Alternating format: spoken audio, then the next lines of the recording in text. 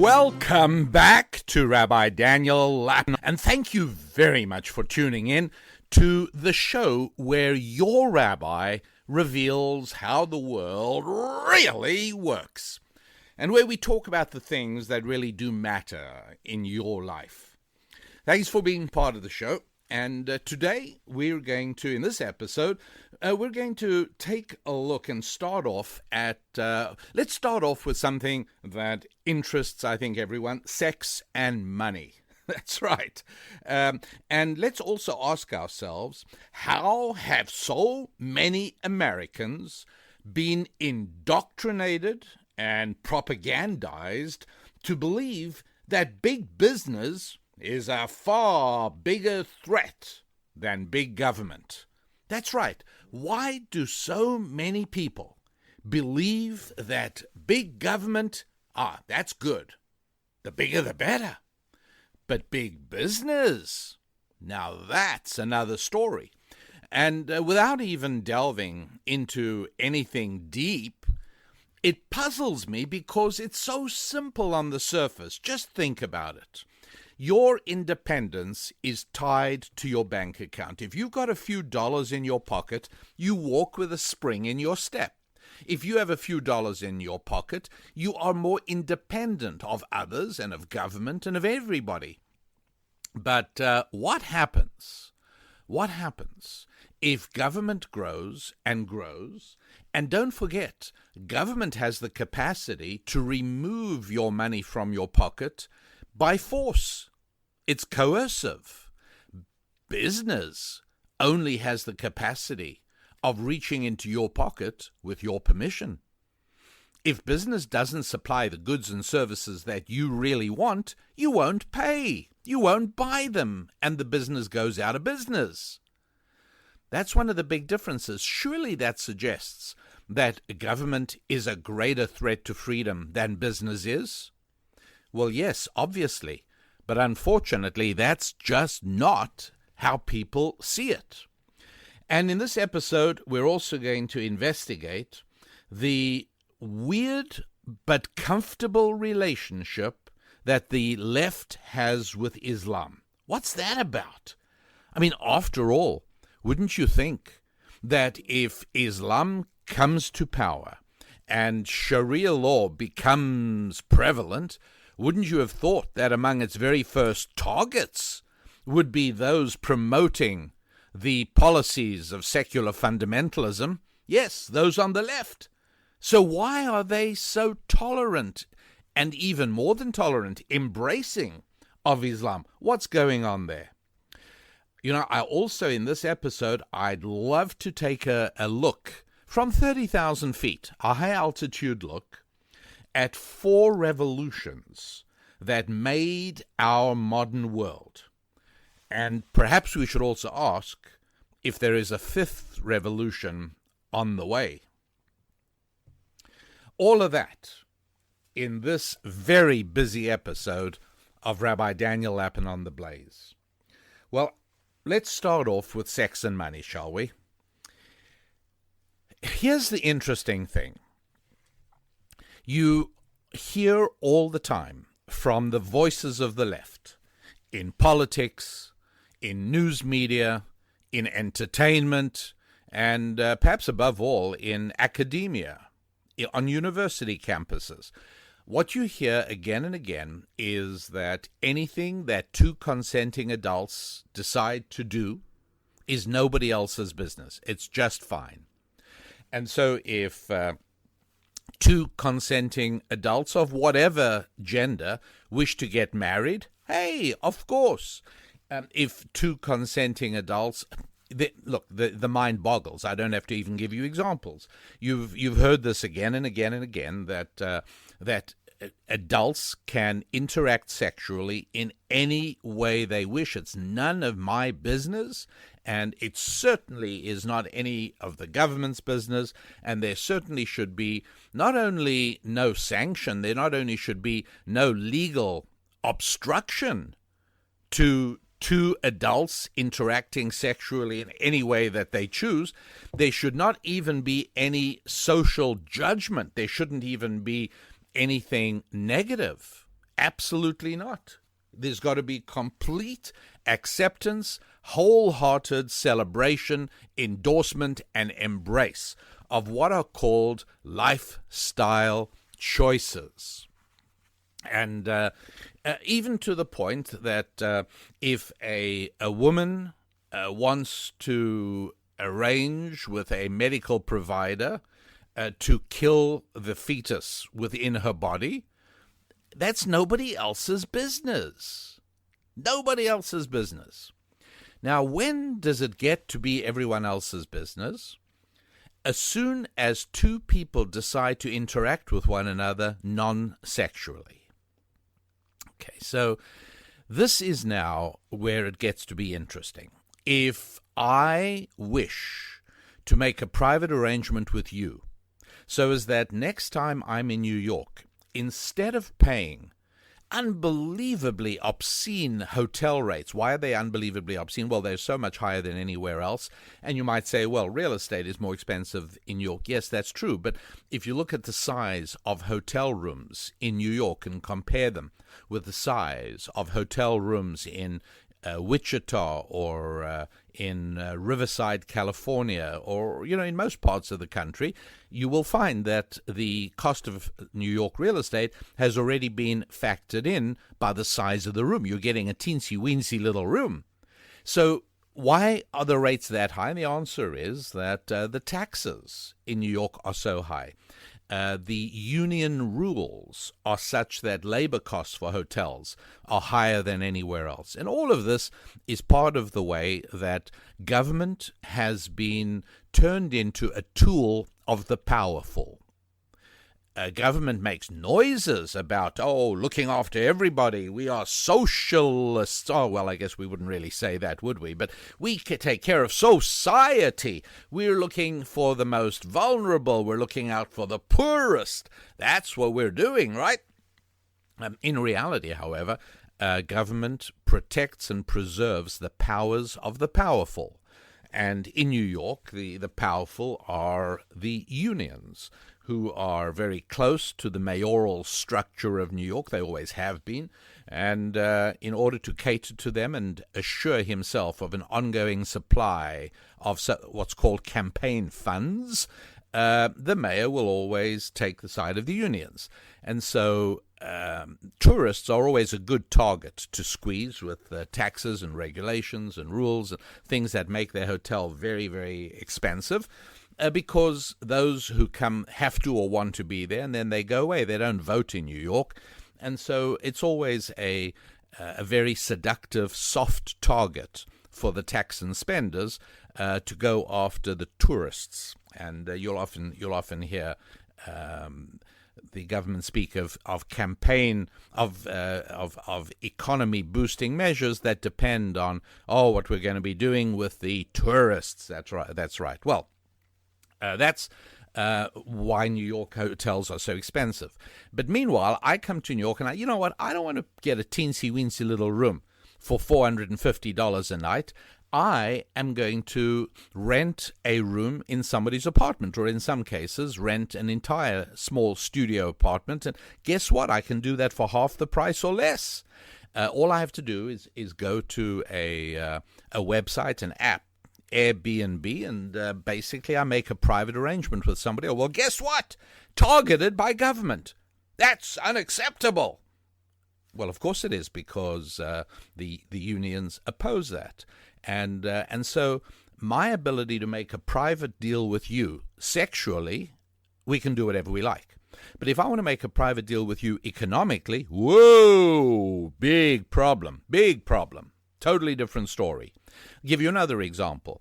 There is a very effective company and website and app called Uber, U-B-E-R. Now, this is not a commercial for them, and until they actually advertise on this show, I won't be giving them any more commercial time. But I will say this, that once again, instead of waiting for or taking an expensive cab with a usually surly cab driver, I'm sorry, but that's often the case, Washington, D.C., or let's stick with New York.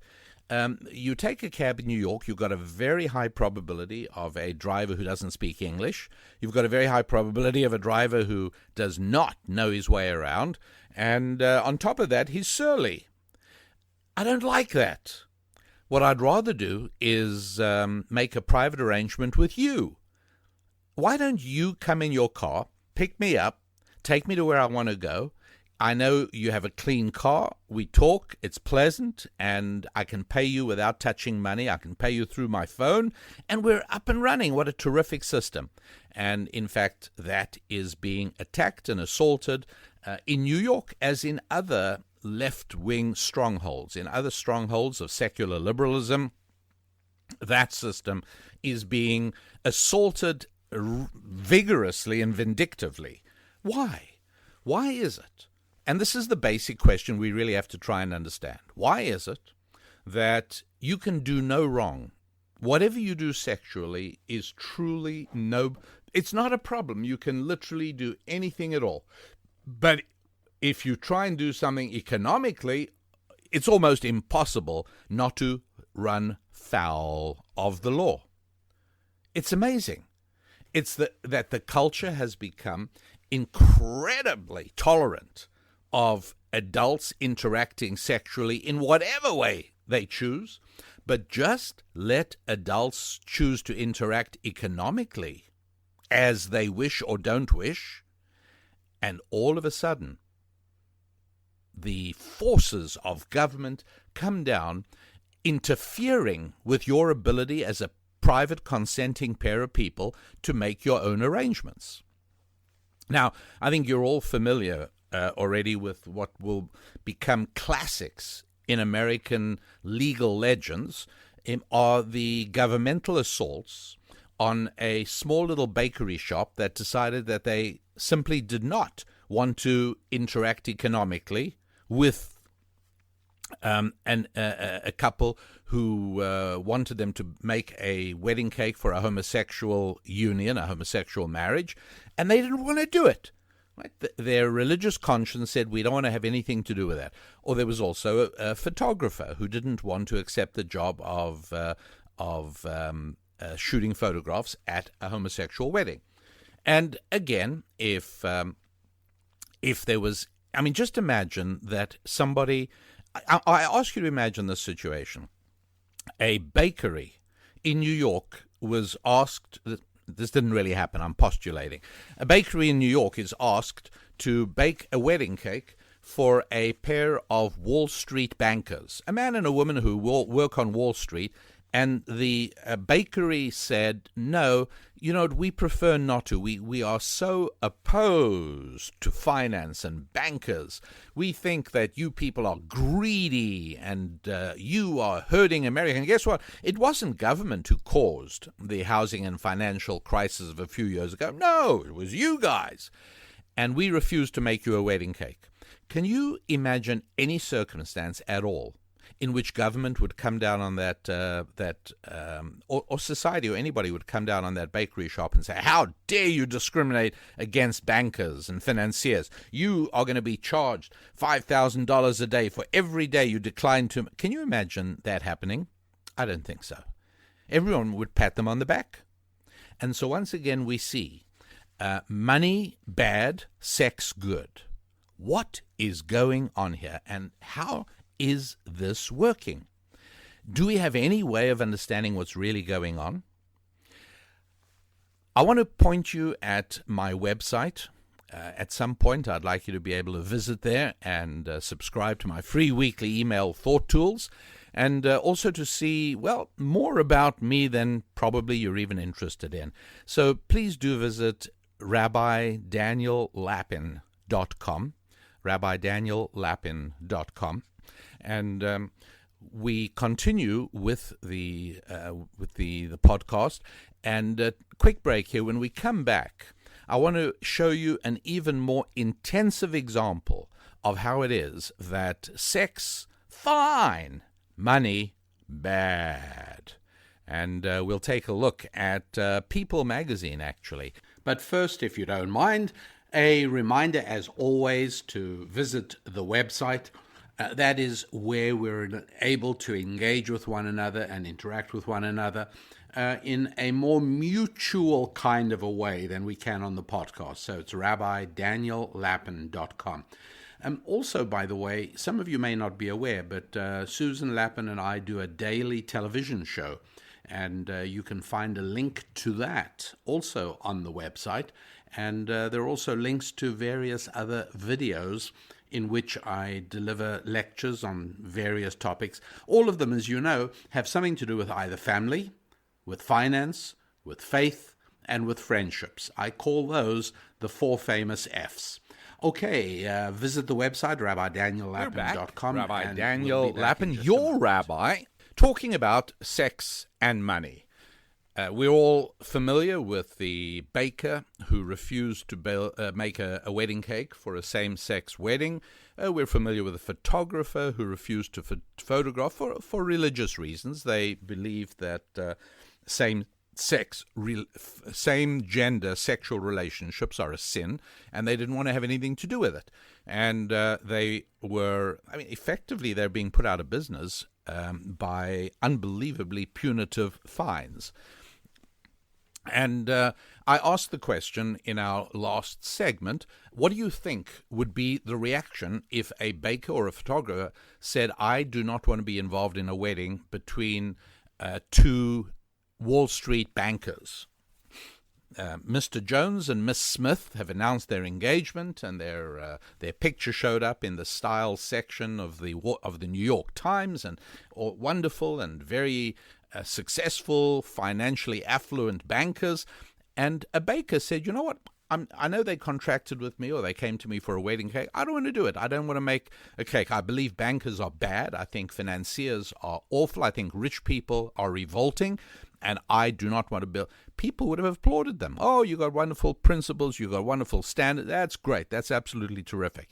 But if a baker says, my standards preclude me from making a cake for a homosexual couple, oh, there, you're terrible, right? Okay, so here's another example of where we see that society is tolerant of almost anything that 2 people wish to do sexually, incredibly intolerant of what people wish to do economically. Private arrangements and private deals. So here, private are completely within the purview of governmental control and societal sanction. And so what we find is that the guiding principle of society seems to be that that what people want to do sexually is nobody else's business. What people want to do financially is everybody's business. Weird. And I want to give you perhaps the most disturbing example. So I'm going back to a popular magazine that ran a cover story a little while ago called The Greatest Love Stories of All Time, something like that. And let me tell you who some of the legendary couples described in this popular magazine, right? You'll see it on the checkout stand of every market. And again, if they were advertisers on the show, I'd tell you their name, but we're strictly commercial here. So, and by the way, like everything else I say, my opinion, I'm not speaking for the Blaze, and obviously I'm not speaking for Glenn or for anybody else. My opinion strictly. Okay, so the greatest love stories. Let's hear about the greatest love stories. Why don't you fill in the missing names? Richard Burton and, come on, you know. Well, of course, Elizabeth Taylor. That was one of them. Here's another legendary couple described in this popular magazine's feature story on great love stories. King Edward VIII of England and, yeah, that's right, Wallace Simpson. I think they met at the Del Coronado Hotel in San Diego. Really one of my favorite boating destinations. We sailed down the coast from Los Angeles area, from Marina del Rey, and usually we'd overnight it. As the sun was coming up, we'd have Point Loma if you're familiar with the San Diego geography, and we'd sail into San Diego Bay, usually past at least one gigantic aircraft carrier of the U.S. Navy, and then continuing under the Coronado Bridge, and then hang a right, or as we sailors say, turn to starboard, and into Glorieta Bay, and we would drop the hook right off the Del Coronado Hotel. And I remember in the picture galleries, the sort of history of the hotel. I'm pretty sure they spoke about Edward of England and Wallace Simpson. Let me give you another one, also featured in this magazine, describing the greatest love stories ever. Frank Sinatra and go on, you got to know this one. That's right, Ava Gardner. Here's an easy one. Clark Gable and, come on, Carole Lombard, of course.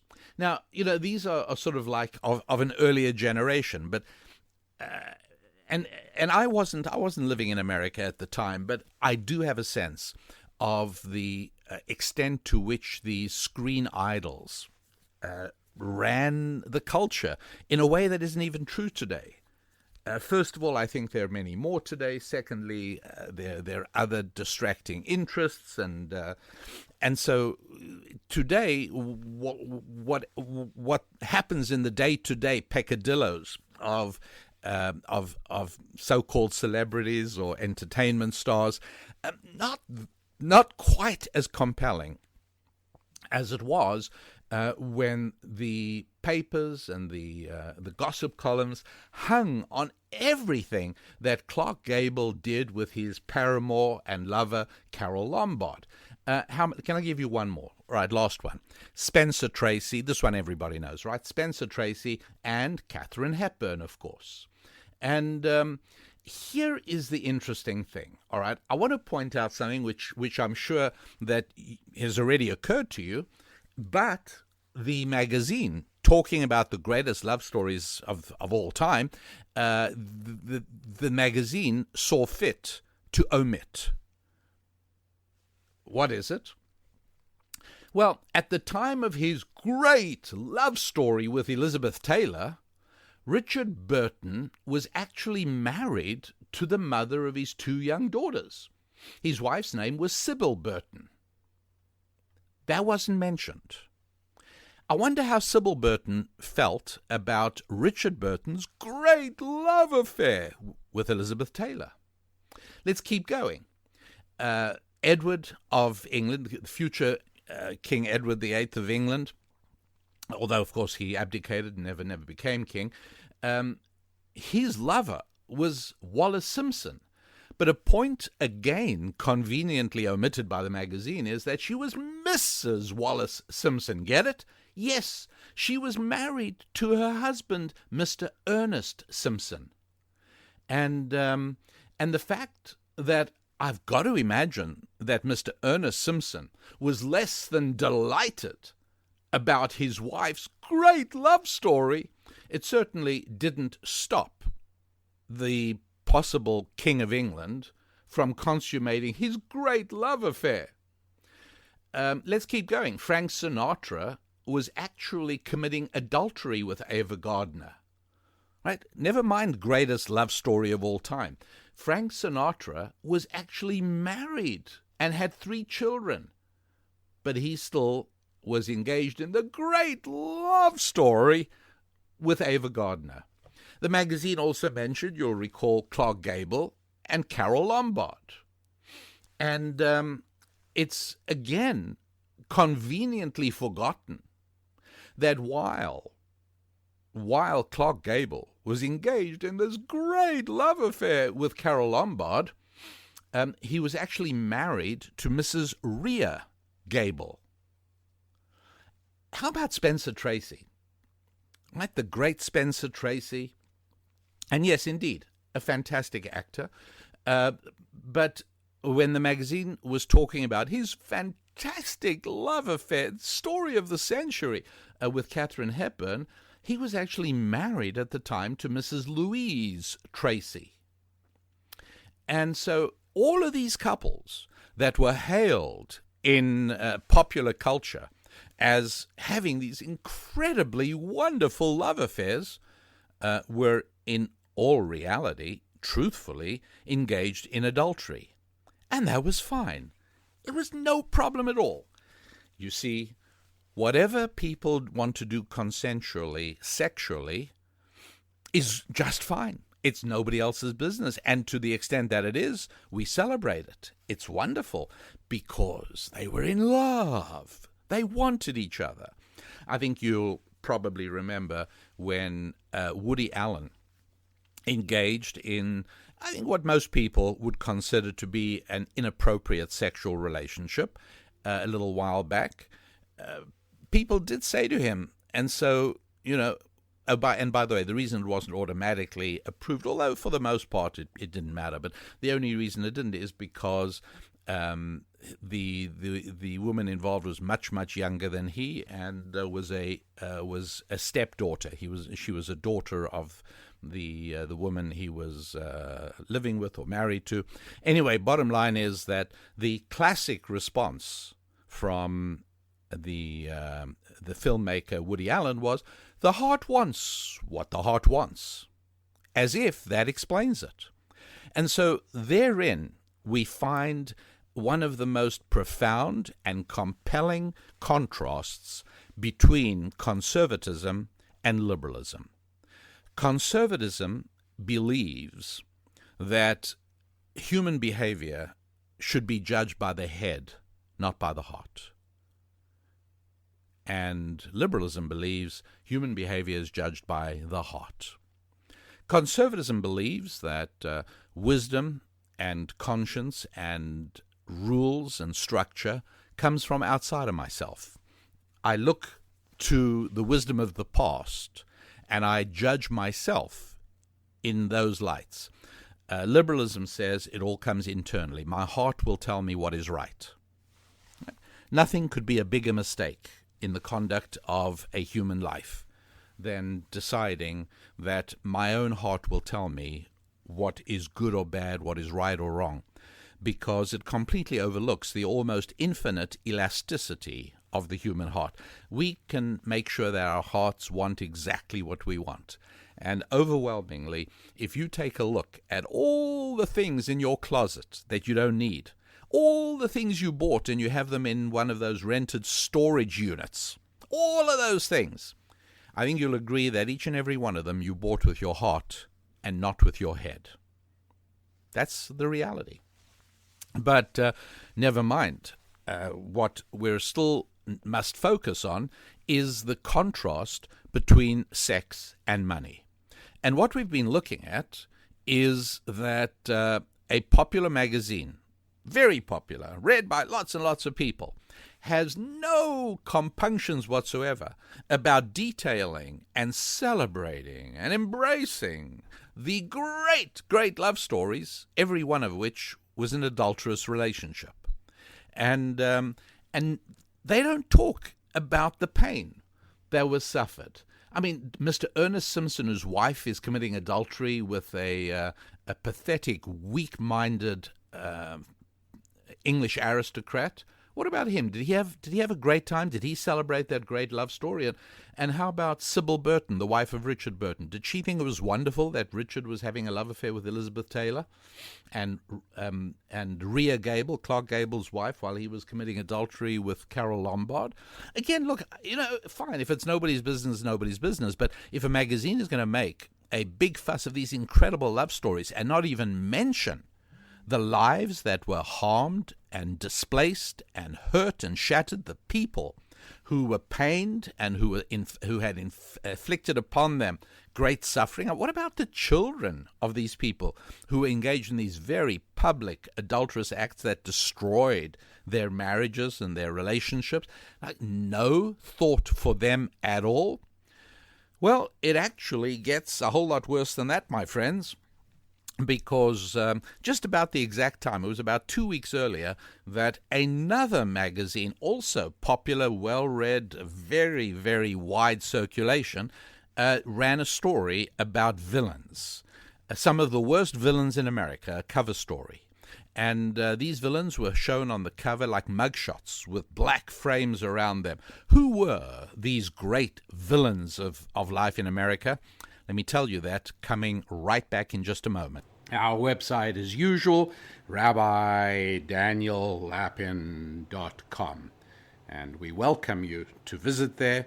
We welcome the opportunity to connect, and we also hope that you will look around the store and find something that will fit the needs you may have in the areas of family, faith, friendship, or finance. And you can also select on the basis of whether you want written material in the book form or whether you want downloads, whatever you want. It should all be there, at least at any rate, interesting enough to wander through it. Welcome back, everybody. I'm Rabbi Daniel Lapin, and we're talking about sex and money in this episode. And I told you about a very popular magazine that ran a massive story about great love affairs, and it so happens that they're all adulterous, and it didn't matter at all. Not a tear was shed for the spouses whose lives were shattered because their spouse engaged in an adulterous affair that, it was a great love story. But no, not a tear was shed for the children whose lives were shattered by their parents who were unfaithful to their spouses, and everything is fine. No moral censure whatsoever. No judgment whatsoever. In other words, pretty much whatever people do, as long as it's consenting adults, whatever people do sexually, that's just fine.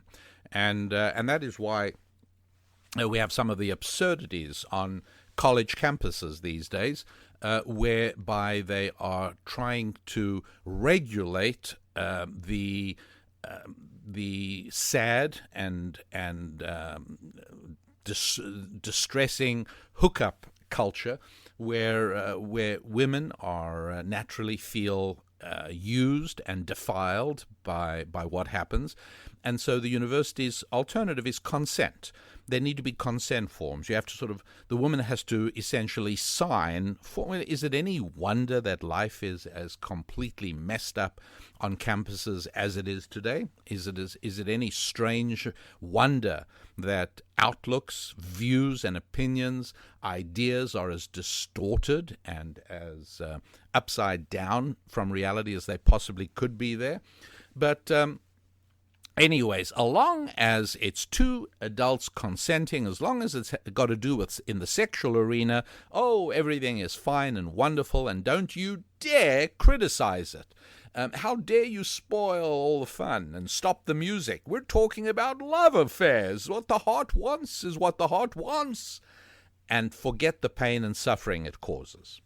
But just about the same time, another very popular weekly magazine ran a cover story entitled Corporate Killers. Yes, corporate killers, the money murderers. And it featured photographs of business leaders who were all the well-known heads of major companies. We're talking of the size of AT&T and IBM and big companies. And these cover shots on the cover of the magazine had all been photoshopped to resemble police mugshots. And the story was about what they called the cruelty of capitalism. You lose your job and your former employer's stock price rises and the CEO gets a raise. This is how evil and horrible. And it's really bad when stock prices keep going up on Wall Street. Meanwhile, in Main Street, America, bodies litter the landscape, bodies that have been discarded by the big companies. And the article was just packed with anecdotes. By the way, anecdotes are very nice when you want to give an example of something that's happening. But if you see that an entire argument is constructed on anecdotes, you should always be extremely cautious and extremely suspicious. Because, as they say, hard luck stories is a really bad way to set public policy. I don't care what the policy is. you will not, in a nation of over 300 million people, you won't have trouble finding somebody who is impacted negatively. And then you turn that into a tear-jerking story. And not to diminish the sadness experienced by the individual, because our own pain is always compelling and real, but to establish government policy, to establish laws and regulations on the basis of individual, always a real problem. And so it was also with homosexual marriage. Oh, think of the pain these people have suffered not being able to marry. Yes, I understand. Anybody feels pain at not being able to get what they want. We all understand that. But since when does that become a basis for establishing law? That's the real question. So anyway, so back to the magazine story. And I guess what I'm trying to point out is that the one magazine speaks about great love affairs and utterly ignores the pain suffered by the wives of the adulterers, the husbands of the adulterers, and the children of the adulterers. Completely ignores the shattered lives that the lovers left in their wake. The other story focuses anecdotally, obsessively on the people who lose their jobs when companies downsize or when companies get rid of unions. Okay, so let's look and see at that point. When this magazine story came out, and I checked this, and the magazine story basically made us feel, and it did this very effectively, it made us feel awful for all the people losing their jobs because evil, greedy companies and evil, greedy CEOs were downsizing. And yes, the losing a job, hard to imagine. I mean, the things that are more stressful than losing a job, like you might remember in the last episode of this podcast, I spoke about the stress scale that was developed by a very smart psychologist called Holmes. And losing a job is way up there, right up there with losing a relative and getting divorced. Losing a job, let's not underestimate the seriousness of it. However, at exactly the same point, at exactly that same point in history, the American economy was adding about 150,000 new jobs every month. So far greater numbers than the people who lost their jobs were the number of jobs being added. Was that mentioned in the article? Of course not. Not there at all. Because the article had an agenda. The article was intended to turn public opinion against business. And what you've got to really ask yourself now, and it's a tough question, I agree, but let's try and use our heads, not our hearts. Let's work with facts rather than just feelings. And let's ask ourselves, if something bad has to happen to you, and here is the choice: your spouse commits adultery and shatters your marriage, or you lose your job. What is worse? I know what I would prefer. If I had to choose between those two horrible outcomes, I would say, look, there's holding my marriage, being in a happy, fulfilling, good, positive marriage, that's of paramount importance. If I lose my job, I know we'll be in financial stress, and I know it's going to be difficult. But how many times, how many people have I interviewed on my radio show? How many times have I encountered people, and I'm sure you have too, if it hasn't even happened to you, it has happened to me. How many times do people lose a job, they mourn about it, they grieve about it, they're miserable, depressed, and hopeless about it, and then within 3 months, 4 months, 5 months, whatever it is, they find themselves in a far, far better job than they ever were before. And they look back and they say, you know what, one of the best things that ever happened to me was getting fired. I never would have left that job because I would have clung to security and I would have been anchored to mediocrity for the rest of my life. Fortunately, they fired me, and now look where I am. That is overwhelmingly the pattern. Really is. It's a good thing. It can be a good thing. There's no way in which divorce, I wouldn't say no, but I mean overwhelmingly, divorce is shattering. And so I would hold that if we're being intelligent about this, if we're going to be factual about this, if we're going to stick to reality and use our heads, not our hearts, sexual problems, sexual relationships can cause far greater misery for human beings than economic situations. Losing a job is bad, but not nearly as bad as losing a spouse and losing a marriage. And so you just think about it. Who's a worse guy? The corporate CEO who fires an employee, or the man who commits adultery with another man's wife? Who causes more pain? Who's the real villain here? Who's caused harm that is irreparable? Right? If somebody destroys your marriage, they've harmed you in a way that is truly irreparable. Because even if you get remarried, everything's different. You know that. You lose your job, you can go on to better things. Nobody ever says, well, they destroyed your marriage, maybe your next marriage will be even better. Nobody says that. In fact, one of the books that I publish, and you can actually read about on my website, which is rabbidaniellapin.com, is called, and I know it's a long, cumbersome title, but it says exactly what we mean. I only want to get married once. Right? And again, look, I know that many of you are in happy, fulfilling, and wonderful second marriages, and God bless you, and let's thank God that these things can happen. They do. But generally speaking, as a first choice, what you would want for your children is to only have to get married once. That would be the ideal. To never even have to go through the pain of the divorce that you had to endure yourself. And so, I look at these two magazines, I look at them at the culture, I look at the view of so many unthinking people in America today who are ready to see the harm caused by somebody being fired by a company that is readjusting or whatever it is they're doing, compared to somebody who commits adultery with somebody else's spouse. And the truth is that the latter causes much more harm. It's irreparable harm. The betrayed spouse does suffer more pain than a fired employee. I'm sorry, it's true. And I'm not diminishing the pain of losing a job. But I think that if your spouse betrays you, it's more painful.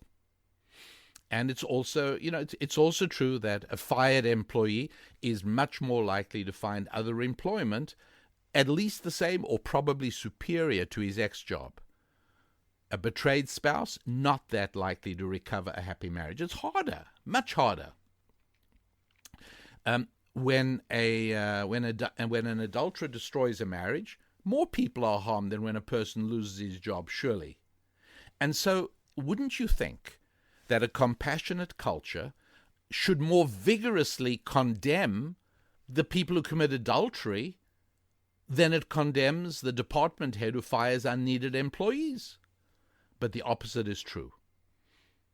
Adultery, betrayal, shattered futures are irrelevant. It's just collateral damage to great love stories. It's what the heart wants. But lost jobs, even in an environment that is creating thousands of new jobs for everyone lost, that's a reason to condemn those executives as corporate killers and greedy greedy leaders. This is what the culture is beaming at us. If you cause unbearable pain to other people while in pursuit of your sexual pleasure, we understand and sympathize with you. However, if you are a business professional, causing even the slightest tinge of discomfort to others while in pursuit of profit and wealth, we immediately and unconditionally condemn you as immoral. Isn't that a very strange double standard? Zero tolerance for real or perceived financial wrongdoing, but infinite empathy for sexual wrongdoing. What is it? Going back to the Clinton presidency, what was the most significant political story of 1998? What was it? check back the stories of that year as I did. And I will tell you, there were 2 stories going on that year, big stories. I'll tell you which they were as soon as we get back. And you can probably guess exactly which stories they were. Now, in general, of course, if these are sexual wrongdoings to which the women involved object, then, of course, there is some cultural protest. Although, of course, looking at the President Clinton situation, since he was the guy of the left, he was at the time given something of a free pass. But what I'm talking about is wrongdoing on the sexual front to which neither of the miscreants object. For instance, plain and simple adultery. Today, regarding adultery or speaking of adultery in condemnatory terms is sure to earn you a demerit in the halls of the cultural chic. But one comfortable refuge from cultural chicness is, of course, our website, where Susan Lapin and I tend to hang out and communicate with you all on a very timely basis. That, of course, is rabbidaniellapin.com. So we'd appreciate it if you head over there, visit, and say hi. You can also see our Facebook page, Rabbi Daniel Lapin, and you can also see us on Twitter at Daniel Lapin. No rabbi there, just at Daniel Lapin. But we do everything we can to make sure that we can stay in touch in something of an interactive kind of a way. That's the plan anyways. A key part of it is the website, rabbidaniellapin.com. There's a whole lot you can do there, and rather than listing it again, I'll just invite you to stop in and let us know that you are there. Thanks Rabbi, so much. That's me, Rabbi Daniel Lapin. We're talking about sex and money and how it is that the society in general, people out there, the people who are voting in the next presidential election, the people who are going to help make the decisions that shape this great society, well, they believe that anything that 2 consenting adults do sexually, well, that's just fine. But if 2 consenting adults engage in a financial arrangement, well, that's a different story altogether. Finance bad, money bad, sex good. And I was talking about looking back in history. And again, just a great example, because there were 2 big things that were happening in 1998. And today, with search tools, it's really easy to find out which were the biggest stories. And the 2 big stories were that the president engaged in, shall we say, a highly improper sexual relationship. And yes, I know he said, I did not have sex with that woman, but I think we all know the truth.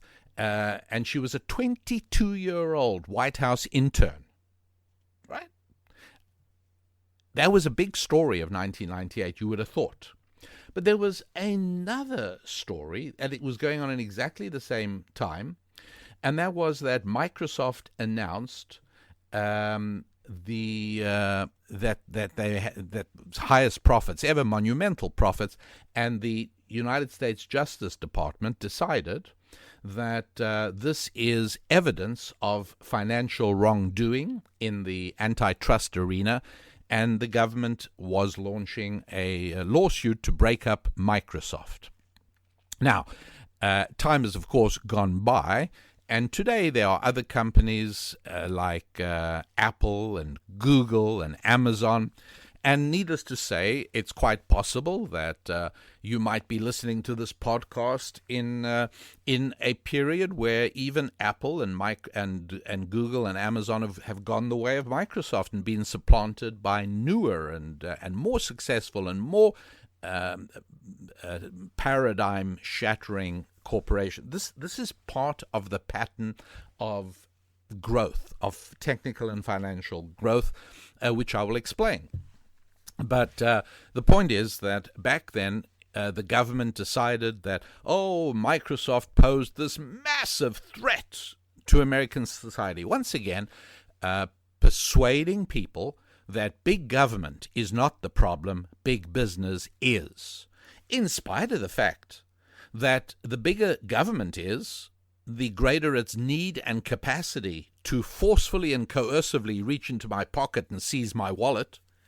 But big business, no matter how big it is, doesn't have the power to take my money without my choice. If I bought Windows software from Microsoft, it's because I made a decision to buy Microsoft products instead of Apple products. That's all. Or I could have used Linux products. But I made a decision. They were not able to grab it from me.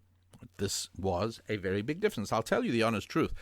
If I see, shall we say, 50 graduates at college at graduation, and I listen to a politician saying, it's wonderful, you're the most fortunate generation in history, and it's so wonderful that you are now in a position to give back to society, and you can now care and go into public service. I shudder in fear.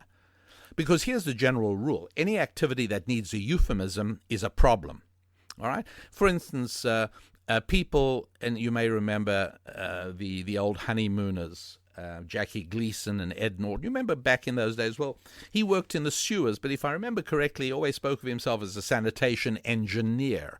Right? Because, people prefer a euphemism for certain occupations. Do any doctors at cocktail parties say, well, yeah, I'm an abortion provider. I kill fetuses. No, they don't. I work for Planned Parenthood, or I work in women's health. Things. Whenever you see euphemisms for what people do, you should be extremely suspicious.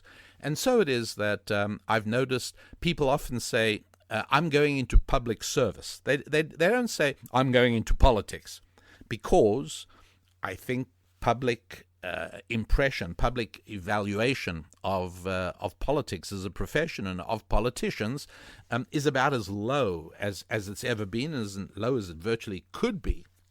And so people tell college graduates, you should give back by going into public service. I shudder. I absolutely shudder. And very often when I've spoken at university graduations, this is my speech. And I say it very clearly. I do shudder when I hear people telling you that, because I would much rather that you all went into business. I'd much rather you all went into business in some way or another. You know why? Because if you all go, let's say there's 50 of you there, and you going into government service, public service, but what it really means is you're going to work for the government in one area or another. What that means is that there are 100 new hands reaching into my pockets, because you got to get paid, and you'll earn your pay by figuring out new ways to spend my money. You'll have to come up with other government programs.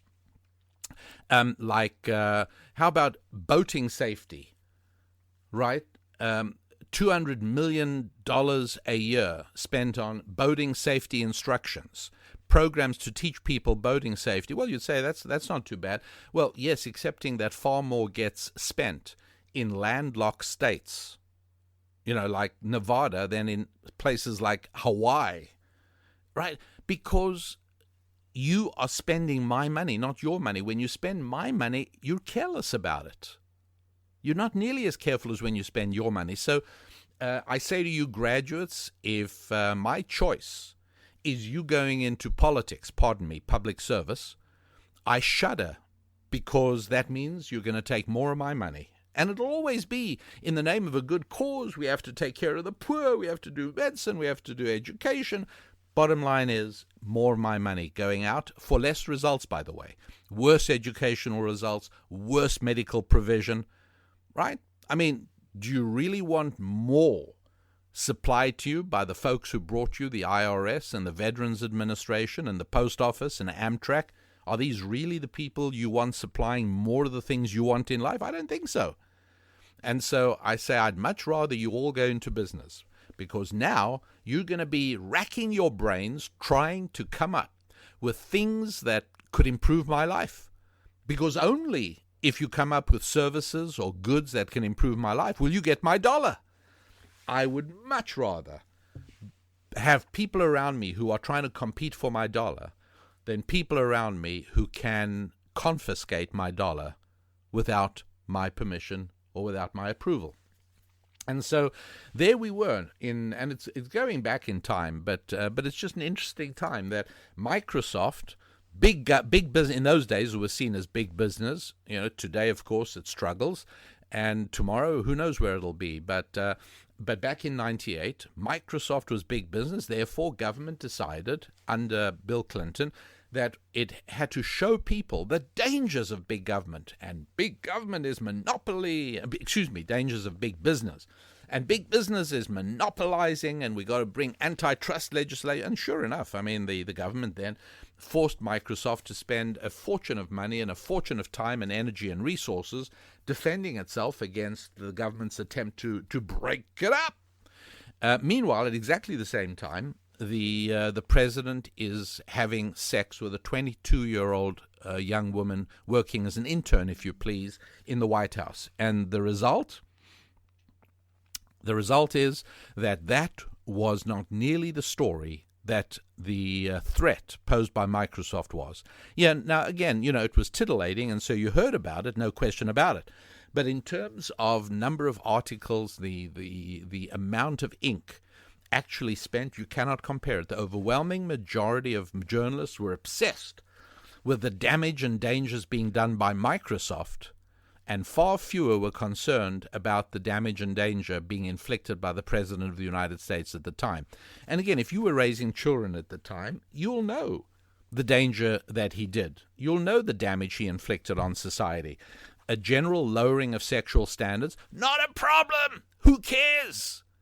Because it's sex, and that's fine. That's not a problem at all. And so we've got to try and apply the principles of ancient Jewish wisdom to explain this conundrum. It's a double standard. Why? How do we explain the fact that sexual misconduct, you'll pardon me, that whole phrase is obsolete? What do you mean sexual misconduct? There isn't such a thing. Who decrees what sexual misconduct is? It's whatever two people want it to be. But financial misconduct, oh my goodness, is there an obsession with that? It's almost as if the more permissive we come sexually, the more aggressive we become about prosecuting what is perceived as fine. And when I say what is perceived, it's because if you actually do a survey, as I did, of the number of prosecutions that resulted in successful convictions on the financial side, it's actually very small. We all know about the big ones. We all hear about the Madoffs, and we hear about the Enrons going back. But what you don't pay attention to is the vast number of prosecutions against business professionals which result in absolutely nothing. The company name AIG should remind you of a massive case that cost a CEO his job, cost a number of people their jobs, spent an enormous amount of money on a prosecution, damaged a major insurance company, all for nothing. At the end of the day, there was nothing, and yet people were so eager to believe that, government, big business, always culpable. And so I want to try and probe with you and answer why it is that there is this double standard. And I want to explain that perhaps on a subconscious level, perhaps it's something that you don't necessarily think about a whole lot, but we human beings prefer to not view ourselves as a unique creature at the apex of creation, touched by the finger of God. No, we're just really a bunch of smart animals. And I've explained this in previous episodes of this podcast in much greater detail. But we do find it more convenient to view ourselves as just another category of animal, another species, because that liberates us from having to make complex moral analyses about our lives. Whatever we do is genetically predetermined, and therefore we're less accountable. And the idea, by the way, and again, it's something that a popular weekly magazine ran a cover story on a couple of years ago. Big discovery splashed across the cover. Infidelity is genetic. Well, yes, it's called being a male. Doesn't mean you have to do it. It means you are drawn to it. Obviously, we understand that. But if you accept that God had nothing to do with our appearance on this planet and we are nothing but sophisticated animals, then biological determinism rules.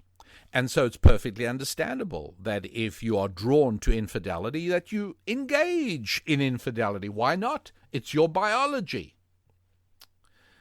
And yes, I do understand that women tend to seek out one man for their many, many needs.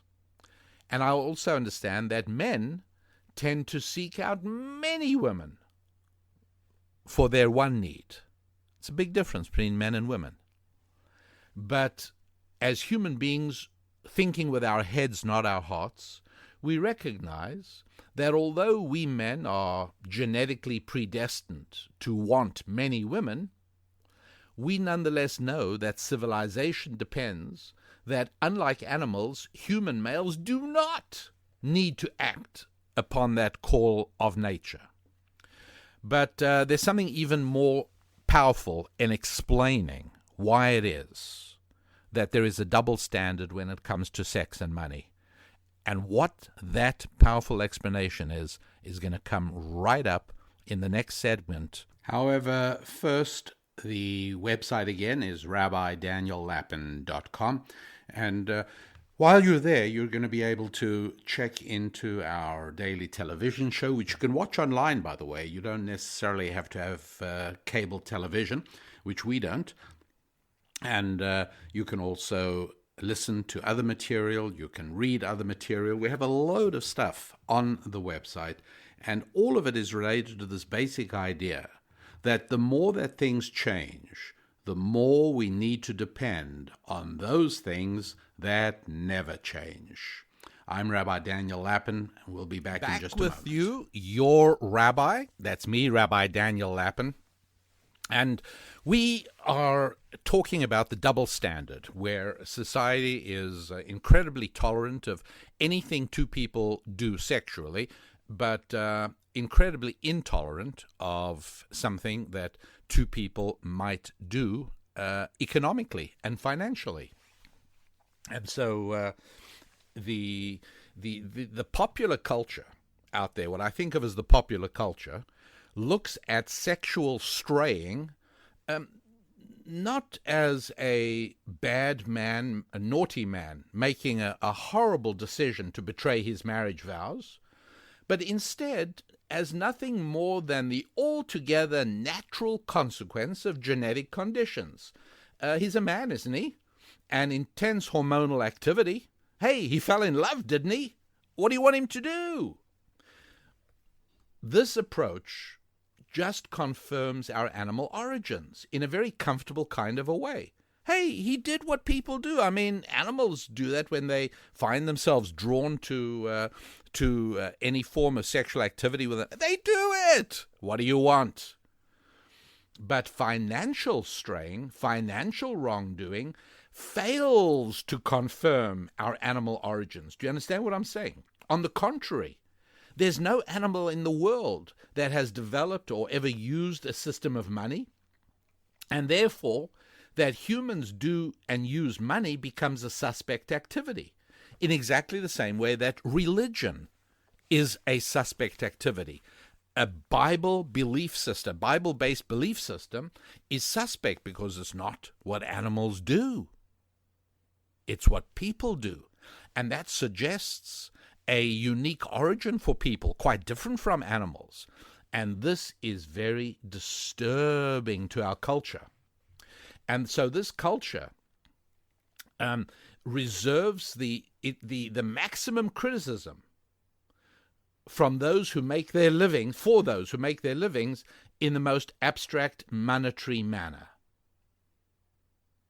So everybody understands the pull of sexual longing, but not everybody understands what the CEO does to keep a company running.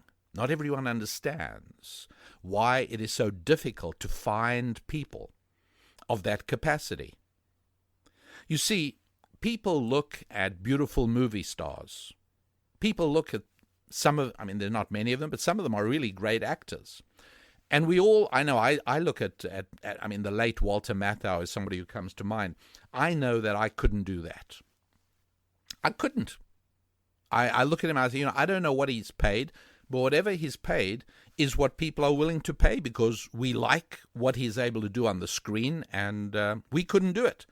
Or if we watch a football star, right, take a ball and gain 30 yards up a field, and I look at that and I say, I couldn't do that. He's amazing. I could not do that. And so this is one of the reasons that nobody criticizes the massive amounts of money that film stars make for, I mean, millions and millions of dollars for 12 weeks of work, which is, what it sometimes takes to shoot all the necessary scenes of a film star in a movie. Sometimes less than that. And nobody says, oh, that's obscene. Do you know that film star is making thousands of times more than a caterer on the set or an electrician on the set? Nobody says that because we all understand that what movie stars do are things we couldn't do. Does anybody speak about the incredible amounts of money that professional athletes are paid? No, we don't mind that because we know we couldn't do it. Does anybody say that, that quarterback is making more money by thousands of times than the man who mows the grass on the football field? No, nobody says that because they all understand what footballers do and they say we couldn't do it. But our education has been so negligible in the financial arena that people leave high school and then leave college. Those of them who are unfortunate enough to have an average college education inflicted upon them at enormous cost, those people leave their education totally unaware of what a CEO does in a company, completely unaware. And so they trumpet the immorality of those high corporate salaries because they don't have the faintest idea. They never say, oh, I couldn't do that. They say, oh, I could sit at a big desk giving orders. And they simply do not understand what the person at the top of a business does. And they do not dream of the thought that they actually couldn't do it. Doesn't occur to them. And that is, again, one of the sad differences. So when somebody does anything sexual, everybody understands sexual longing. Not everybody understands what should never be a mystery, but has become the mysteries of financial interaction. And so here is what is really going on. To put it in a nutshell, secular fundamentalism, the philosophical doctrine of the left, secular fundamentalism, yes, it is a belief system. It's like a religion. Secular fundamentalism, at its very core, rejects the Bible. It utterly deplores the Bible and wants to obliterate any influence the Bible has had. Consequently, anything that the Bible prohibits, secular fundamentalism endorses, accepts, encourages, and celebrates. Got it? So if you've ever wondered why it is that homosexuals can't just go about whatever it is they do to each other, let them carry on about it. Why does it have to become an identity instead of the activity it is? Hear what I'm saying? Homosexuality is not an identity, it is an activity. Right? I myself, you'll pardon me, I have a proclivity for beautiful blonde women. Happily, I married one. But I do notice beautiful blonde women. I like beautiful blonde women. Does that become my identity? Am I now a blonde woman lover? No, it's not. It's a part of my life, but it's not my identity. Why is it that homosexuality isn't just the activity, right? Person could say, hey, I'm a human being, I'm a shopkeeper, I'm a business person, I'm a teacher, and I like people of my gender. Fine, all right, that's what you do. But why has it become such a big thing? Why has it become something which is so celebrated and so significant only because the Bible prohibits it? It's as simple as that. Secular fundamentalism is the philosophical belief that has become the national religion of the United States of America today. It is the religion of the American government. It is the religion of entertainment. It's the religion of the educational establishment, both K through 12 and college. Secular fundamentalism is the philosophy of America today.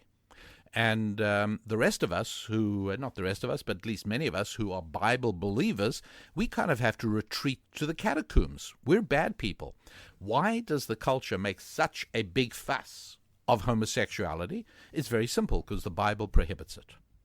Why does the culture make such a big fuss about sexual gender fluidity? What that means is that now sex, your gender and your sex is on a spectrum. It's kind of where you declare yourself to be.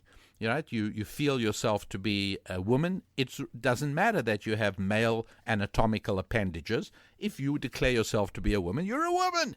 And heaven help anybody who doesn't apply the right pronoun to you. You're a she and a her, not a him and a he. So why? Well, it's very simple, and that is because the Bible emphasizes biological distinction between man and woman. Right at the very beginning of the Bible, it's male and female. He created them, period.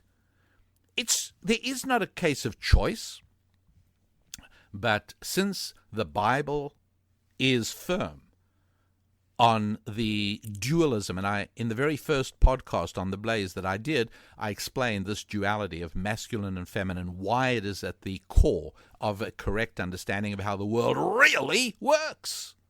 I did that. And since the Bible emphasizes this duality of masculine and feminine, well, why it's pretty obvious that the secular fundamentalism philosophy will undermine that distinction. But what the Bible is very big on is financial independence. Yes, it is very big on financial independence.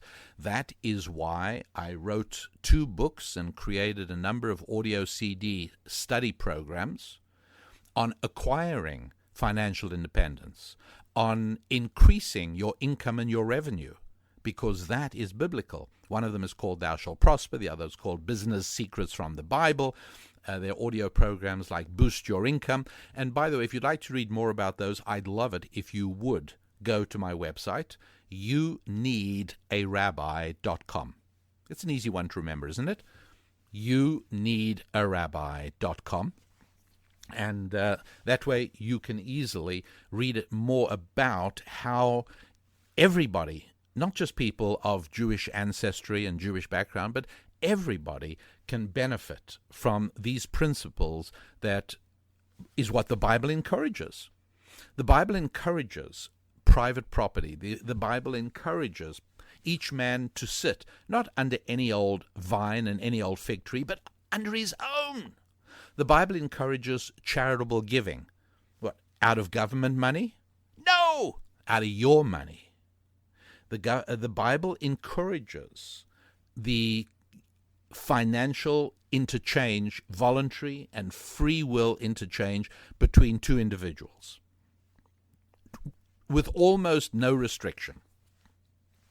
And yet, therefore, secular fundamentalism has to absolutely emphasize the inherent wrongness, and it has to pro-business. You know why? Because anything that the Bible encourages, secular fundamentalism loathes, and anything that the Bible prohibits, secular fundamentalism loves, embraces, and celebrates. That is a very sad reality, but it's a very true reality. And we have to understand that if you want to know how the world really works, you have to look at everything going on. You have to look at the news you see on television. You have to look at the headlines you read in the paper and look at it all through the lens of ancient Jewish wisdom. Look at it through the lens that says anything that the Bible approves of, popular culture today, firmly in the hands of secular fundamentalism, hates and loathes. Anything that the Bible prohibits, secular fundamentalism loves and embraces.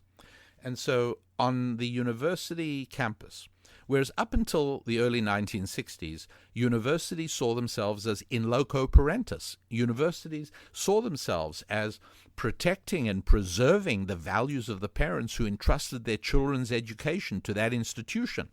Today, they see it as shattering it. Yes, that's right. Honor your father and your mother, says the Bible. Universities say, violate and defile your parents' values. The Bible says that sexual relationships should be conducted within a sacred and sanctified cocoon called marriage. Universities say, hey, go ahead and hook up. We'll supply you with free equipment to make all of that easy. We'll allow same-sex dormitories. We'll allow same-sex bathrooms, anything to encourage you to behave like young farmyard animals instead of the sacred creatures touched by the finger of God that the Bible describes. And this is how it is, that the great struggle over the role of the Bible is shaping American culture and sculpting the turbulence that swirls around the foundations of everything we cherish. And the outcome? Well, let me tell you about 4 astounding revolutions that shape the modern world we live in. And let's explore whether perhaps we're on the threshold of a 5th frightening revolution. We'll do that coming right up. Again, I express my heartfelt appreciation to all of you who've been doing so much to help promote this podcast. And some of you have done it on Facebook at Rabbi Daniel Lapin, and some of you have done it on Twitter at Daniel Lapin. And some of you just have been forwarding our notification emails. And that's really one of the things that you should probably do at our website, rabbidaniellapin.com, is make sure you are subscribed to receive a weekly email, because one of the things that we do is send out an email to let you know that a new podcast has been posted. And typically, a new one is out every week, but we like notifying the devotees, those of us who really care about it. And I do that with a lot of things that I listen to. I welcome a reminder, hey, it's up here, because there's so many things that are striving for our attention that to get a little reminder turns out to be certainly very useful to me. If you feel the same, go to rabbidaniellapin.com, and while you're there, take a look at the store and take a look at all the features that are available that we put there in order to make the site as useful as possible to you. Back together again, your rabbi, that's me, Rabbi Daniel Lapin, and we're going to change gears slightly here, and I want to try and understand why it is that the left in America seems to have such an extraordinarily comfortable relationship with Islam. The left reserves its hatred and its profound hostility to Christians and Christianity, the faith of the Bible, Judaism in its essence, Israel, but Muslim countries and Islamic culture, no problem at all. And here is, I think, perhaps the most crucial example. there are lots of instances where the culture, the media, the news, the politicians jump in. I'm not talking about Al Sharpton even. I'm talking about even respectable, some semi-respectable politicians. And they jump in right away. Oh, they know the cause. They know the motivation every single time. And this goes back, by the way, years and years, all the way back to, you might remember, October the 6th, 1998. A young man who was a homosexual, Matthew Shepard, was beaten to death outside a bar in Laramie, Wyoming.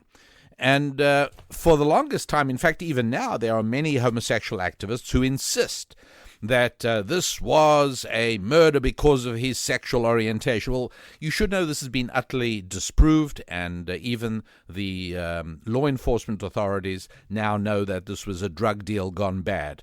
But either way, just remember you heard it from me, because by and large, everybody out there takes it as an absolute given that Matthew Shepard was a saint who died on the altar of homosexual rights. It's simply not true. But bottom line is, within hours, everybody was talking about the motivation behind his beating and death. Oh, yeah, it was because of people who hated homosexuals. That's what it was. Right? It's not true, but that's what people said. They immediately knew the motivation, even though they were wrong. But they knew it. June the 17th, 2015, Dylan Roof shoots up and murders people at Emmanuel African Methodist Episcopal Church in downtown Charleston in South Carolina. And what happened? Immediately, it's racist. And this immediately turned into a big row about the Confederate battle flag. And look, it may be, and maybe it wasn't. The trial hasn't been held yet. There certainly are indications that it was racist, but there were also other things. It's a lonely, isolated white male. Okay, well, that's kind of the profile of the overwhelming majority of mass killings. If you go back to Columbine in Colorado, again, lonely, disaffected, alienated, young white males. So maybe that's also a factor. Maybe it wasn't racism in Charleston, South Carolina. Maybe it was. My point is, there's enough grounds to at least investigate and say, you know what, we don't know yet. Oh, no. Immediately, without hesitation, everybody, oh, yeah, this is a racially motivated shooting. We knew that. Now what I want to do is take a look at, just one or two murders where, to the present day, the authorities and the media are still saying, we're struggling to find the motivation. Okay, we're still trying to find the motivation, having trouble with it. Examples. Well, how's about, you might remember October 2002. During a period of 3 weeks in that month, October 2002, a guy called John Allen Muhammad, and his accomplice Lee Boyd Malvo murdered people. They became known as the Beltway Snipers or the Washington D.C. Snipers, and they killed a lot of people over a period of 3 weeks. And when they were finally captured, there was a lot of their talk. They had writings about jihad, and this is for Allah, and they had statements that, and of course, they both were Muslims. And by the way, to the present day, nobody knows the motivation, right? Impossible. They're absolutely unknown. You might remember in July, the summer of 2005, July the 7th, 2005, 4 upper-class Muslim professionals killed people on the London subway. It was a scary, bad summer in London. Motivation? Unknown. We have no idea why they did it. How's about June of 2007? That was June the 30th of 2007. Some Muslims shot up Glasgow airport, killing people. Why? Oh, no idea. No idea. They had Korans with them. They had jihad literature. No, we haven't the faintest idea why they did it. Totally unknown. November the 26th, 2008. Between 150 and 200 people murdered in Bombay by Pakistani Muslims. Why they did it? Who knows? I mean, they screamed jihad mottos when they went into the Jewish synagogue in Bombay, tortured, mutilated, and murdered the rabbi and his wife and their family and some of the other worshippers there, screaming Muslim chants and Muslim threat. No, we just don't know what motivated those people. June the 1st, 2009. You remember the Little Rock Recruiting Center, right? Abdul Hakim Muhammad, Little Rock Recruiting Center, again, jihad screams, but why would he have done it? Hard to know. November the 5th, 2009, the notorious Fort Hood massacre, 13 servicemen. Major Nidal Hassan made no secret of his Islamic commitment. Nonetheless, this was ruled by the Obama administration an act of workplace violence with motivation unknown. March the 2nd, 2011, Frankfurt Airport in Germany. Muslim attackers, kills. No, we have no idea what made them do it. April the 15th, 2013, the date will be remembered, the Boston Marathon bombings, right? Two young Muslim guys and their Muslim friends, and again, no secret of their radical Islamic tendencies. The official motive, nobody knows what made them do it. I mean, what was it? What were they trying to accomplish? Who knows, right? Impossible to tell. May the 22nd, 2013. I'll stop this in a minute. I mean, I'm just trying to let you see that in all these cases where Muslims were at the heart of it, nobody knows why they did it. But let anybody do it, and it's possible to attach a racial, now we know why. If it's anti-homo, now we know why they did it. But when Lee Rigby, a young British soldier, was murdered by two Muslims wielding hatchets and knives in Woolwich in London, May 22nd, 2013, with, by the way, cowardly men standing by and not doing anything. He was murdered. Muslims crying out jihad mottos. The British have no idea why this happened. Nobody knows. September the 23rd, 2014, Melbourne, Australia. A Muslim attacker attacked some security people over there. Again, literature in his backpack, Quran, every hardcore Muslim jihadist, but the Australian authorities are still investigating for a motive. And that's a year and a half ago. They're still looking to find it. How about North America? Let's go to Canada. How about October the 20th, 2014? You might remember in Saint Jean-sur-Richelieu, a car driven by a Muslim guy drove and killed two people, and again, he was doing this to advance Islam. He was pretty direct. However, the Canadian authorities are not absolutely sure what caused it. Parliament Hill in Ottawa, 2 days later, October 22nd, 2014. Once again, shootings over there. Muslim guy, nobody knows why he did it. October 23rd, 2014, Farouk Abdul Malik, New York subway, went with a hatchet and started attacking policemen, cutting policemen up. Again, jihad, nobody knows why he did it. Of course, the murders in January 2015 in Paris, 15 people killed there. Nobody knows why they did it. May the 3rd, 2015. Remember Garland, Texas? This one had a happy ending. They went there loaded with ammunition, loaded with jihad material and Islamic radical propaganda, intending to kill everybody who was at that Muhammad drawing cartoon event. Why did they do it? I don't know. We're looking for a motive. It's inexplicable. They drove all the way across the country to go there and do it. Why would they have done it? Can't imagine. And then, of course, July the 16th, 2015, Chattanooga, the killings of Marines in Chattanooga. Malik Yusuf Abdulaziz, again, no secret of his Islamic and radical affiliations, no secret at all. However, As of the date of recording this podcast, the authorities are struggling to identify what on earth could have possibly been the motivation driving this individual. Nobody knows. And so, my friends, this is the evidence. It is incontrovertible, it is unarguable, that our culture, shaped by the philosophy of secular fundamentalism, is very, very quick to come down on whites who kill blacks. It's not at all quick to come down on blacks who kill whites or on blacks who kill blacks.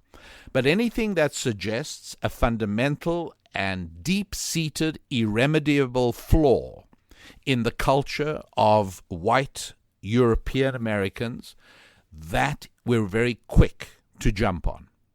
But anything that might suggest an inherent cultural flaw in Islam, don't you dare talk of that. That's racism, it's Islamophobia, it's bigotry. And so we're very, very quick to ascribe negative motivations to whites, very quick to ascribe negative motivations to Israel and Israelis, very quick to ascribe negative motivations when harm is done to a homosexual, regardless of what the truth really was. But in case after case, and please don't think I have given you the full list. I mean, I just took the ones mostly in North America or where American citizens were killed or injured. And even there, I didn't take the full list. I just wanted to show you how many there are where Muslims have committed mayhem and the authorities are struggling to find out the motive. What on earth could it be? All right, well, I'm going to explain what is really going on, because my dedicated mission is to reveal to you how the world really works. You know that. And you also know that my website is youneedarabbi.com. That's right, www.youneedarabbi.com. And if you go there, you'll be able to sign up to my free weekly email, which provides a very quick, short, easy-to-read strategy that can be applied in your lives, bringing improvements in the areas of family, friendships, faith, and yes, finance as well. So do stop by youneedarabbi.com, and it's also a place you can shoot me an email and connect with me. Let me know how you feel about the podcast, if there are topics you'd like me to tackle or things you think ought to be done a little bit differently. I'm with you and eager, of course, to hear from you. So don't hesitate and go ahead, stop in at youneedarabbi.com. And so here we are at the poised, trying to understand why is it that all kinds of bad thoughts, in other words, if police shoot a black suspect who is harming them, reason for riots is very understandable, because white racist police are constantly hostile to blacks. We ascribe motives very, very quickly, excepting when the miscreants and the perpetrators are Muslims. There we are baffled. We scratch our heads in bewilderment, trying to know why it could be. Would you like to know why it is? Hi, as your rabbi, and great to be together again as we continue the Rabbi Daniel Lapin show. And we left off in the last segment establishing the fact that the culture that currently dominates the United States of America is a culture that sees flaws in the European Western tradition. They see flaws in Judaism and anything biblical. They see flaws in people who are not comfortable with a homosexual lifestyle. But the one group of people that they see no flaws in are Muslims. None whatsoever. And in spite of the fact that whilst it's obviously true that not every Muslim is a terrorist, virtually every terrorist is a Muslim. It is true that while certainly every Muslim is not by any means a violent, destructive, warlike person, It so happens that it is extremely difficult to find anywhere in the world today at the moment where destructive, warlike, and murderous activities are taking place in which Muslims are not implicated. And yet, in spite of all that, absolutely prohibited to question whether there is anything at all within Islam that causes this. What's going on? And again, I'll be the first to admit that I know absolutely nothing at all about Islamic tradition and Islamic faith. And the truth is, I also know absolutely nothing about the faith of the Church of the Latter-day Saints. I don't know about the theology and the belief of Mormons, and I do not know about the theology and belief of Muslims. But I will say without hesitation that it must be the theology, philosophy, holy scriptures, and beliefs of Mormons that make Mormons among the most kind, peaceful, law-abiding, productive, family-minded Americans. You only have to look at the statistics of the state of Utah and compare them with statistics of the state of Nevada next door with very, very similar characteristics, and you quickly discover that the faith of the Latter-day Saints Church must be a good effect. It must have a good effect. It must be a powerfully good influence on the lives of people. It must be. Just take a look at their behavior. And that is the only basis on which I think it fair to judge people, because nobody on the outside knows or understands the intricacies of other people's theological beliefs. And so when I tell you I don't know anything about the theology of Islam, that's absolutely true, but I don't need to. All I need to look is at the behavior of the people who subscribe to that faith, and I find it very disturbing. Is that illegitimate? Is that bigotry? Is that Islamophobia? Or is this what used to pass for ordinary scientific inquiry? In the study of sociology, this is what we used to do. We used to explore the behavior of people and link it to their beliefs and link it to their philosophies and link it to the structures they held sacred. Come on. No, surely. Well, regardless, of course, today this is a different time, and here on this show, on this podcast, I hope you will find in it a resource, a lens to reality, a resource for being able to understand truth as it really is, rather than truth as the propaganda would have you believe it, truth as the way there would be a wish for you to be indoctrinated to believe. So, why then this love affair with Islam? Why is it that there is this weird alliance between the left and Islam? Why?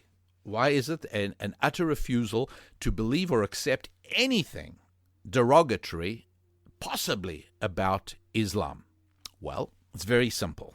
Oh, and by the way, I should point out that in the second half of July 2015, a young Jewish woman jumped off the roof of a building in New York to her death. Turned out that she had grown up as part of a very religious Hasidic family in New York, and when she felt that that lifestyle wasn't for her, she was shunned by the family, and it's tragic. I mean, it's so sad that the family was not able to accept that she could leave the rigorous strictures of that particular sect of Hasidic Judaism and still be a very good, faithful and pious Bible-believing Jewish woman. But needless to say, media on all sides and everywhere were very quick to say that her religion is complicit in her death. And I read that with astonishment. So religion of Judaism was absolutely complicit in her death, just as it was when Baruch Goldstein murdered many Arabs in the cave in Hebron in Israel many, many years ago. Nobody hesitated for a moment before saying that his beliefs wrong-headed as they were, his beliefs were responsible for the killings and for the death. Everybody jumped at that. The only group of people whose beliefs have nothing to do with whatever happens are Muslims. I mean, it's fascinating to me. And all I can say is that I am waiting, and I'm sure they're out there, I'm waiting for some fair-minded and objective Muslims to stand up and say, you're absolutely right, the evidence is there. Or let me put it this way, ladies and gentlemen, I hope I'm not making you uncomfortable with this section of the podcast, but if I am, ask yourself if I have spoken an untrue word. Have I said anything at all that is a lie? I've told you facts, and I've asked questions about those facts. That's all. And you are drawing the inevitable and obvious correct conclusion, but that's the conclusion you're drawing. And you're not wrong for that, but it may leave you feeling a little uneasy, a little squeamish, because you've been so effectively indoctrinated to believe there's something wrong with you if you question the beliefs and philosophies of Islam. And so, why is this? Well, first of all, I want you to understand that in the halls of power in Washington, D.C., whether it's in the White House, whether it's in the Capitol, whether it is in the CIA headquarters, National Security Agency, how about the State Department? Let's look at the State Department. I will tell you this, that among the bureaucrats in the State Department, I doubt you will find even one. I doubt you will find even one bureaucrat in the State Department who has ever known a human being willing to kill or die for his religion. This is very important. Among the left, it is completely incomprehensible that anybody would be willing to kill or die for their religion. Why? Because, my friends, religion is antiquated. Religion is primitive. Religion belongs to the long ago, dark and benighted medieval period of humanity. Religion has been replaced by humanism. Religion has been replaced by scientism. Religion has been replaced by rationalism. And in the world of the rational, nobody kills or dies willingly because of something he believes? Not at all. As a matter of fact, the focus of all liberal effort is on maintaining biological life, not spiritual life. And so cars are festooned with many safety devices because we are very preoccupied with keeping people safe. And so we should be, that's fine. But there is no concern whatsoever of keeping people spiritually safe. I'm thinking of sex indoctrination that takes place in the nation's public schools. Young children, 9, 10, 11, 12, 13 years old, they're subjected not to sex ed. Please do not fall for that Stalinist nomenclature. It's not sex ed. It's sex indoctrination. And the proof of that is that sexual experimentation with all the ills that befall it have always gone up in every school district that's introduced sex ed. Oh, they're only doing it to help, and they're only doing it to help. Children are going to engage in sex. Anyway, let them learn how to do it safely. And that's but it's all designed to get children to forget the Judeo-Christian teachings of their families and of their churches and adopt barnyard culture. That's what it's all about. And the proof of that, by the way, if you don't believe me, and you know your rabbi wouldn't lie to you not knowingly, but the proof of it is that we all know that schools would never introduce gun ed, would they? I mean, after all, we know of shootings, so children are getting hold of guns anyways. Why don't we have gun ed? Why don't we have a course to teach children the safe operation of guns? Because they know as much as we do that ed doesn't mean education. It means indoctrination. And the more you have classes about shooting, the more children will feel comfortable, not necessarily shooting, but comfortable about guns. They know that if you have courses on gun ed, you are producing future members of the National Rifle Association. You have courses in school about gun ed, you are raising citizens who will care about their Second Amendment rights. And they don't want that, so naturally they don't have gun ed. But they do have sex ed because they know full well that if you have sex ed, you are raising another generation of children who will forget the teachings of their parents and will believe that the correct culture of sexuality is if it feels good, go for it. And so the idea that anybody would be willing to kill because of their faith is totally unacceptable in the halls of left-wing power. In the cathedrals of secular fundamentalism, it is unthinkable that a faith could be the motive for people to commit murder. And so we don't know what it is, why Major Nidan Hassal killed people and yelled out in the name of Allah. All of that is irrelevant. He's just a disturbed individual, a case of workplace violence. It is impossible that he was motivated by Islam, because we all know that belief systems, no matter what they are obsolete vestiges of primitive humanity, and the notion that modern people could use modern weapons to kill other human beings because of their beliefs, because of their religion, that would suggest that religion has power. And if Islam has so much power for bad, maybe there are religions like Christianity that has power for good. Just as there are apparently belief systems that can introduce barbarism, maybe there are belief systems that are responsible for civilization. And that is absolutely, intolerably unthinkable. And so that is why Islam is never allowed as an official explanation or motive for any crime conducted, no matter where or no matter when. It's always, yes, there's a tiny fringe group of Muslims who for whatever reason have done horrible things, but that certainly doesn't implicate other Muslims, but does it implicate the belief system?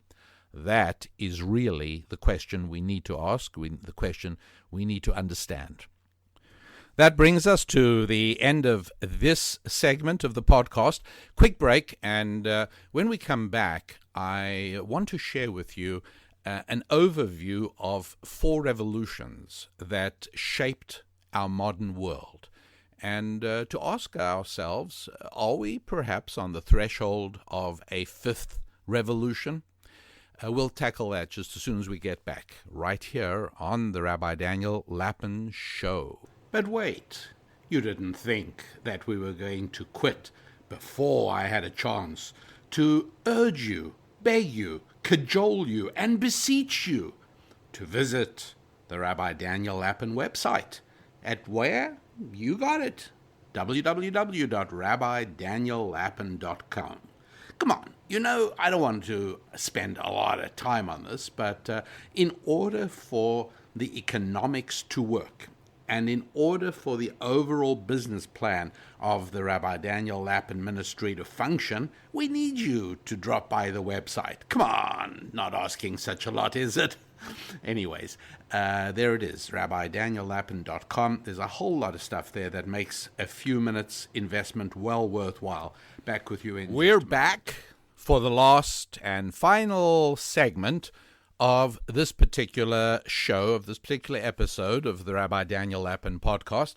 And I thank you so much for participating and for being here. And I remind you that I truly love hearing from you. So a great big fat thank you to all of you who have visited my website, clicked on the Contact Us tab, and send me an email. I really appreciate that. Wonderful to hear from you. And I encourage all of you to do that. It's youneedarabbi.com. That's right. Just navigate your browser over to www.youneedarabbi.com and click on the Contact Us tab. and shoot me a message. And I assure you I will read it. I will take it to heart.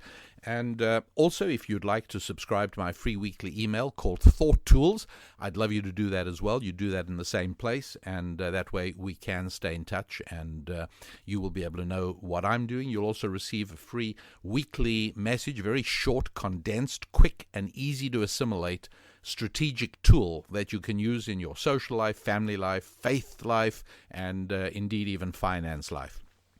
And so I said that in the final segment of the show, I wanted to tell you about 4 revolutions that have really shaped modern life.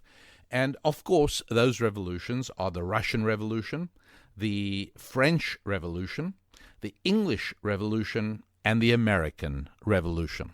And the dates, the Russian Revolution, of course, ran from 1917 through 1918 approximately.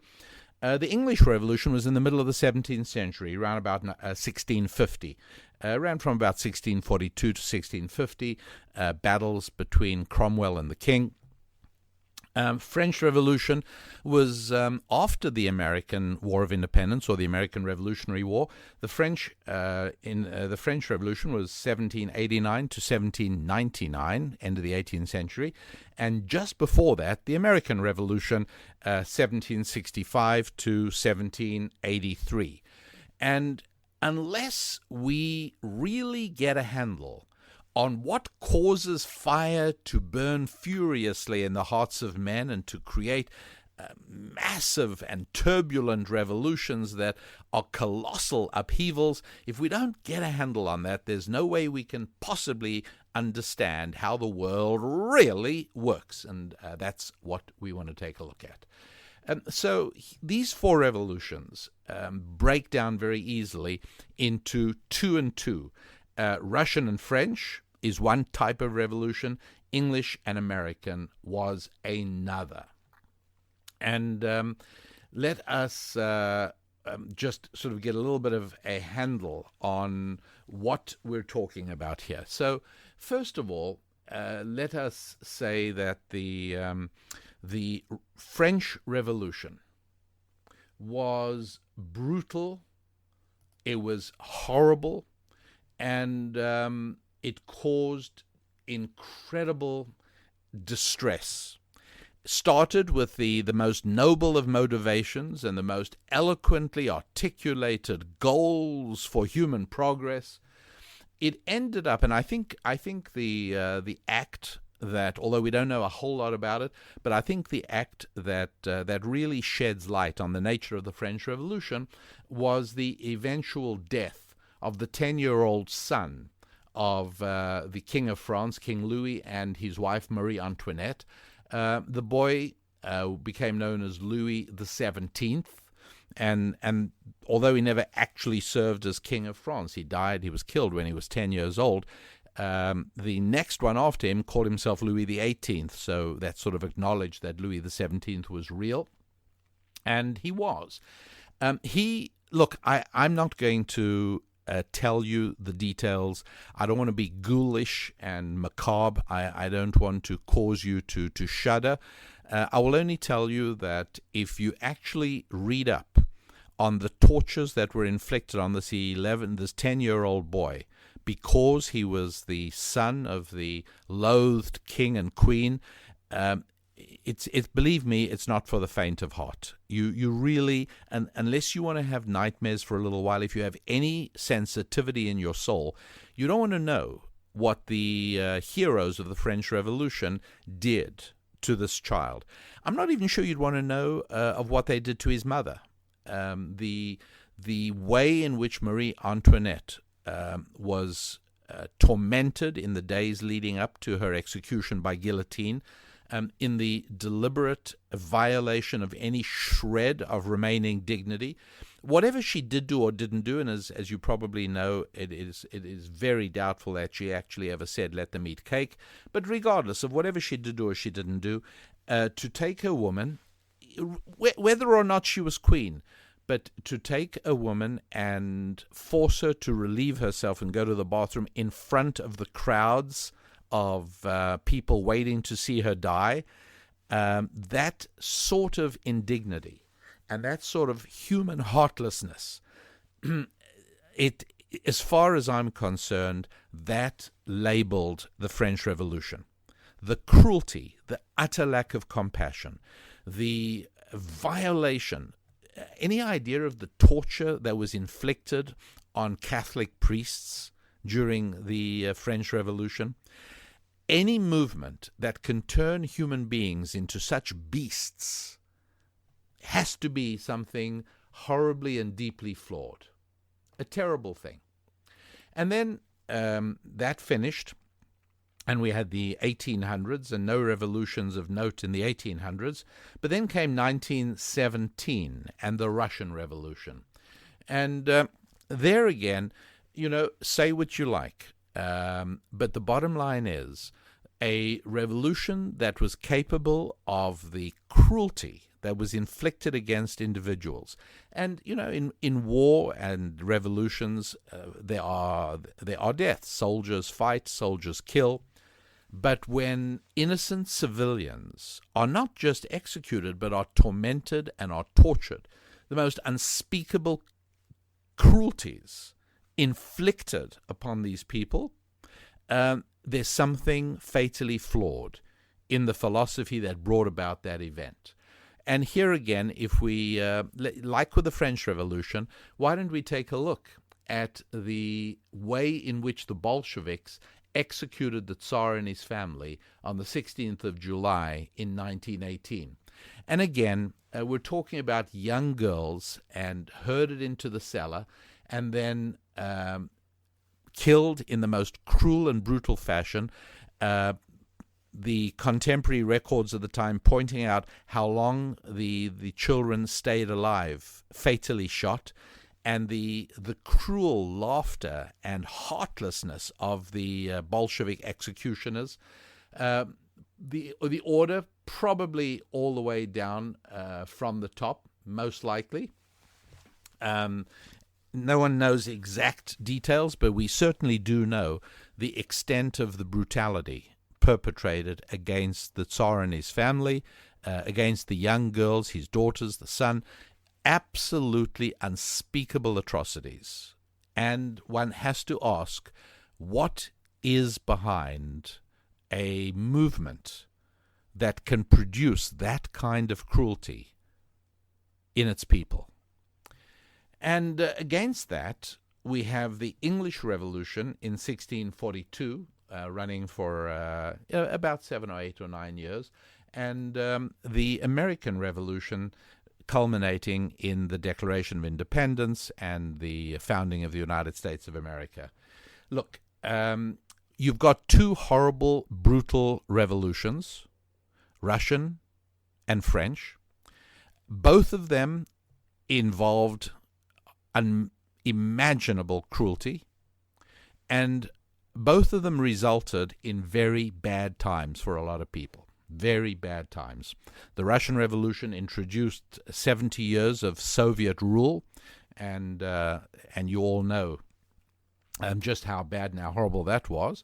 And the French Revolution brought in years of poverty and hunger and mass starvation. The country didn't ever really recover, even till now. Has it really recovered from the extremes and horrors of the French Revolution? Hard to know. And the other two revolutions, the English and the American, produced times of great peace and prosperity. They introduced good times. What is the difference between these two revolutions? Well, I think it's very clear. The English Revolution, the Cromwellian Revolution, and the American Revolution were fueled by the Bible. That's it. Now, this may be the first time you're hearing such a thing. I hope it isn't the first time you're hearing that the French Revolution was bad, but I must tell you, it was one of the first truly disturbing things I discovered about American public education, and that is that virtually all the textbooks authorized for use in American public schools portray the French Revolution as a wonderful, great thing, the heroic overthrow of the evil monarchy. No. The bottom line is the French Revolution had as one of its primary goals the destruction of the Catholic Church. And it was a terrible, terrible time. And tragically, people are told to this day that the French Revolution was just the same as the American Revolution. Nothing could be further from the truth. It simply isn't the case. The invention of printing in 1650 with Johann Gutenberg and the printing press, coupled with the printing of the Bible, and yes, the Bible was the very first thing ever printed in the history of humanity, and by the year 1500, more Bibles had been printed than any other book, 50 years after the invention of the printing press. Probably had something to do with the Protestant Reformation in 1500, and then through 100 years of the spread of biblical thinking, we came finally to the English Revolution, and Cromwell and his people were deeply devout Bible-believing Christians, and so very, very scholarly people, by the way. Many of the pastors and Christian leaders of the day knew Hebrew really, really well, and the Bible that was used in England in post English Revolution times was the Ainsworth Bible, and I have a copy of it. What's so extraordinary about it is that about 20 or 30% of the commentaries and texts quoted in the Ainsworth Bible are of Hebrew origin. As the great Irish historian William Lackey said, the stones of American democracy were cemented with Hebraic mortar. And sure enough, I very much doubt that there would have been in America if there hadn't been an English Revolution, because it was the people who were at the heart of that revolution who became the separatists, and who were the ones who realized that their religious beliefs could only be accommodated by a move to a new land, and that's what they did. They first went to Holland, and then after that they went to what obviously became the United States, was then North America. So you've got a very good revolution, in a sense, the English Revolution, spurred and fueled by the Bible. And then you've got the American Revolution, 1765 to 1783, a remarkable thing. When American soldiers fired on patriots in 1770, and they were charged, it was John Adams that defended them. Can you imagine such a thing happening in the French Revolution? Can you imagine such a thing happening in the Russian Revolution? It would be laughable. Nothing like that ever happened. These were good people. These were good revolutions. And again, the American Revolution, the War of Independence, was driven by the pastors and pulpits of colonial churches. That's where it came from. And today, the world that we occupy, the modern world, owes so much of its shape to those four revolutions: the Russian in 1917, the French in 1789, and then the good ones, the Bible-driven ones of 1642 in England and 1765 in America. What drove the French and the Russians? The philosophies of humanism. The French Revolution was driven by the writings of Jean-Jacques Rousseau, rabidly anti-Bible, and the Russian Revolution driven by the writings of Karl Marx. And so there you've got it, my friends. You want Karl Marx and Rousseau, who are still revered as the spiritual heads of modern liberalism and socialism, or do you want the Bible? They produced the French Revolution and the Russian Revolution, and let's not even talk about the murders and killings of Stalin, of Mao Zedong, of Cambodia, everyone else also following down the path of the Russian and French revolutions.